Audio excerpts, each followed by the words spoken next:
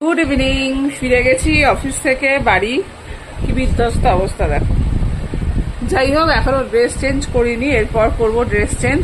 তো বাড়িতে ঢুকেই দেখলাম যে পার্সেল এসছে একটা। তো এতে কি আছে আমি জানি, কিন্তু জিনিসটা কেমন হয়েছে বা কেমন সেটা কিন্তু জানি না। তো ভাবলাম থাক, তোমাদের সাথেই তাহলে একসাথে ওপেন করি পার্সেলটা, ওই জন্যই ভিডিওটা করছি। এবার চলো এটাকে ওপেন করে দেখে নিই কি আছে। চলো খুলে ফেলা যাক। ক্যামেরাটা ছেলেকে দিলাম, না হলে তো এটা খুলতে পারবো না।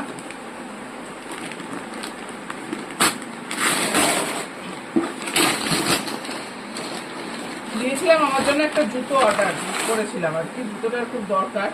তো কেমন এসছে জুতোটা দেখে নি, তোমাদের সাথেই দেখি। আমি এরকম ঢাকা জুতো পরতেই প্রেফার করি, কারণ অফিসে বেরোই তো সুবিধা হয়। দেখো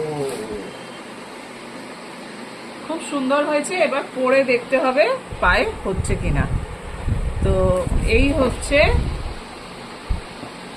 জুতো, আমার নতুন জুতো। তো তোমরাও বলো কেমন হয়েছে জুতোটা, আর আমিও পরে দেখি যে পায়ে হচ্ছে কিনা। আমার পা কিন্তু অনেক বড় বড়, ওই জন্য জুতোগুলো এত বড় বড়। তো চলো ভিডিওটা এখানেই শেষ করি, টাটা।